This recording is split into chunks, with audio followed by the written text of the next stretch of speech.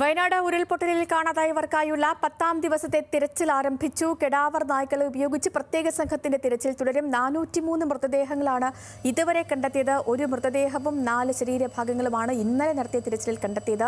കേന്ദ്ര ആഭ്യന്തര മന്ത്രാലയത്തിന്റെ 9 അംഗ സംഘവും ഇന്ന് വയനാട്ടിലേക്ക് എത്തും.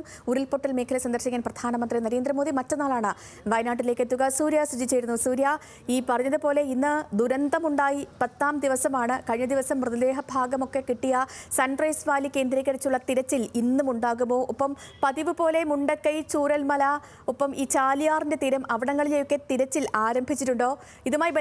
തിരച്ചിലുമായി ബന്ധപ്പെട്ട വിവരങ്ങൾ വേണം. ഒപ്പം മറ്റൊന്ന്, പ്രധാനമന്ത്രി നരേന്ദ്രമോദി വരുന്നതിന് മുന്നോടിയായുള്ള സുരക്ഷാ പരിശോധനകൾക്കൊക്കെ തുടക്കമായിട്ടുണ്ടോ?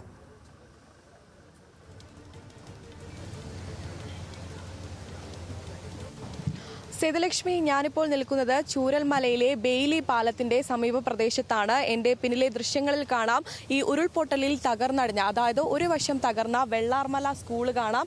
ഈ ദൃശ്യങ്ങളിൽ ഈ പടുകൂറ്റൻ പാറക്കല്ലുകളുണ്ട്. അതോടൊപ്പം തന്നെ വൻമരങ്ങൾ കടപുഴകി വന്നത് നമുക്ക് കാണാം. ഈ പാറക്കല്ലുകളോടൊപ്പം തന്നെ ഈ വൻമരങ്ങളെല്ലാം തന്നെ കാടിറങ്ങി വന്നത് ഈ ഉരുൾപൊട്ടലിന്റെ വ്യാപ്തി അല്ലെങ്കിൽ ഭീതി എത്രത്തോളമാണെന്ന് നമുക്ക് ഇവിടെ നിൽക്കുമ്പോൾ മനസ്സിലാകും. ഒരുപക്ഷെ ടി.വിയിൽ, അതായത് സ്ക്രീനിൽ കാണുമ്പോൾ ഈ പാറക്കല്ലുകളുടെ വലിപ്പം നമുക്ക് മനസ്സിലാകില്ല. പക്ഷേ നമ്മളിപ്പോൾ ഇവിടെ ഈ ലൈവായി നിൽക്കുമ്പോഴാണ് നമ്മളുടെ ഒരു മനുഷ്യന്റെ അത്ര തന്നെ ഉയരത്തിലുള്ള പാറക്കല്ലുകളാണ് ഇവിടെയുള്ളത്.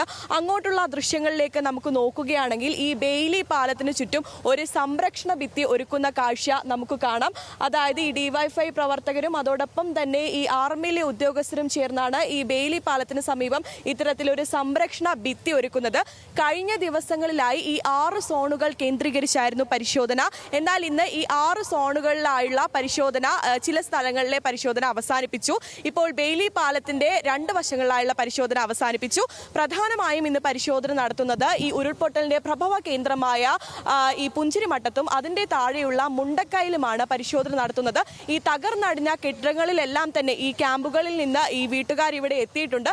ഈ വീട്ടുകാരും അതോടൊപ്പം തന്നെ അഗ്നിരക്ഷാ ഉദ്യോഗസ്ഥരുമാണ് ഈ തകർന്നടിഞ്ഞ കെട്ടിടങ്ങൾക്കുള്ളിൽ നിന്ന് പരിശോധന നടത്തുന്നത്.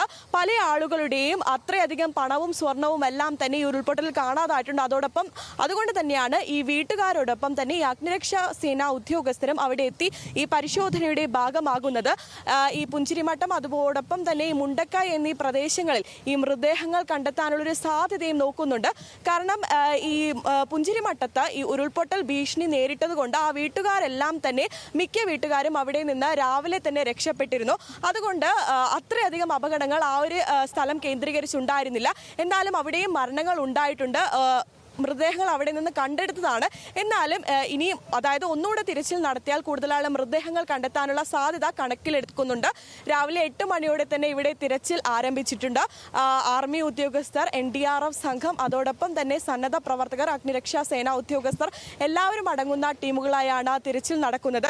നാളെ ജനകീയ തിരച്ചിലാണ് നടത്തുന്നത്. അതായത് ഈ സോണുകളിലെല്ലാം തന്നെ എല്ലാ വകുപ്പ് മേധാവികളോടൊപ്പം ഈ ക്യാമ്പിലുള്ള ആളുകളും കൂടി ഈ തങ്ങൾ അതിജീവിച്ച അല്ലെങ്കിൽ തങ്ങൾ രക്ഷപ്പെട്ട ഈ സ്ഥലത്തേക്ക് തിരിച്ചു വരും. എന്നിട്ട് ഇവരോടൊപ്പം തന്നെ പരിശോധന നടത്തും. കാരണം ഇവർക്കാണ് ഈ സ്ഥലത്തെക്കുറിച്ച് കൂടുതലായി അറിയാൻ സാധിക്കുന്നത്.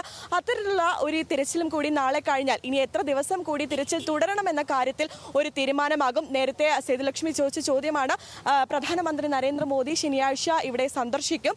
അതുകൊണ്ട് തന്നെ അല്പസമയങ്ങൾക്ക് മുൻപ് SPG ഈ സ്ഥലം സന്ദർശിച്ചു. മുണ്ടക്കയിലും അതോടൊപ്പം തന്നെ പുഞ്ചിരിമട്ടത്തും SPG പോയിട്ടുണ്ട്. ഈ 4 ഉദ്യോഗസ്ഥരാണ്, 4 ടീമുകളാണ് അങ്ങോട്ടേക്ക് പോയത്. അതായത് ഈ ഹെലികോപ്റ്റർ എവിടെ ഇറക്കണം, അത്തരത്തിലുള്ള കാര്യങ്ങളെല്ലാം തന്നെ വിലയിരുത്തി അവർ ഈ ഒരു പ്രദേശത്ത് നിന്ന് ഇപ്പോൾ മടങ്ങിയിട്ടുണ്ട്. ഈ പ്രധാനമന്ത്രി വരുന്നത് കൊണ്ട് തന്നെ പ്രത്യേക സജ്ജീകരണങ്ങളെല്ലാം തന്നെ വരും മണിക്കൂറുകളിൽ ഉണ്ടാകും. ഇപ്പോൾ ആദ്യത്തെ ഒരു സജ്ജീകരണം എന്ന രീതിയിൽ SPG സംഘമാണ് ഇവിടെ എത്തിയിട്ടുള്ളത്. SPGയും 4 ഉദ്യോഗസ്ഥരുമാണ് ഇവിടെ എത്തി പരിശോധന നടത്തിയിട്ടുള്ളത്. ഈ സൂചിപ്പാറയുടെ ഈ താഴെയായുള്ള 2 വെള്ളച്ചാട്ടങ്ങളിലും ഇപ്പോൾ പരിശോധന നടന്നുകൊണ്ടിരിക്കുകയാണ്. കഴിഞ്ഞ ദിവസങ്ങളിൽ ഇവിടെ പരിശോധന നടത്തി ഈ കടാവർ കണ്ടെടുക്കുന്നതിന് പരിശീലനം ലഭിച്ച 3 നായകളും ഇവരോടൊപ്പം ഉണ്ട്. കഴിഞ്ഞ ദിവസങ്ങളിൽ 12 അംഗ സംഘമാണ് ഈ ഒരു സ്ഥലം കേന്ദ്രീകരിച്ചത്. അതായത് സൂചിപ്പാറയുടെ സൺറൈസ് വാലിയുടെ ഇരുവശങ്ങളിലായി പരിശോധന നടത്തിയതെങ്കിൽ ഇന്ന് അത് 24ലേക്ക് മാറ്റി. കാരണം ഈ ചൂരൽമല പുഴയുടെ ഒരു വശത്ത് ഇത്രയും ആളുകൾ ആളുകൾക്ക് എത്തിച്ചേരാനുള്ള ഒരു പ്രയാസം അവർ പറഞ്ഞിട്ടുണ്ട്. അതുകൊണ്ട് തന്നെയാണ് ഇന്ന് കൂടുതലായിട്ടുള്ള ആളുകളെ ഈ സംഘത്തിൽ ചേർത്തത്. അവർ പോയി ഈ 40 അടിയോളം ആഴത്തിൽ ഡിഗ് ചെയ്ത് പരിശോധന നടത്തും എന്നാണ് നമുക്ക് ഈ സംഘത്തിന്റെ മേധാവിയിൽ നിന്ന് അറിയാൻ സാധിച്ചത്.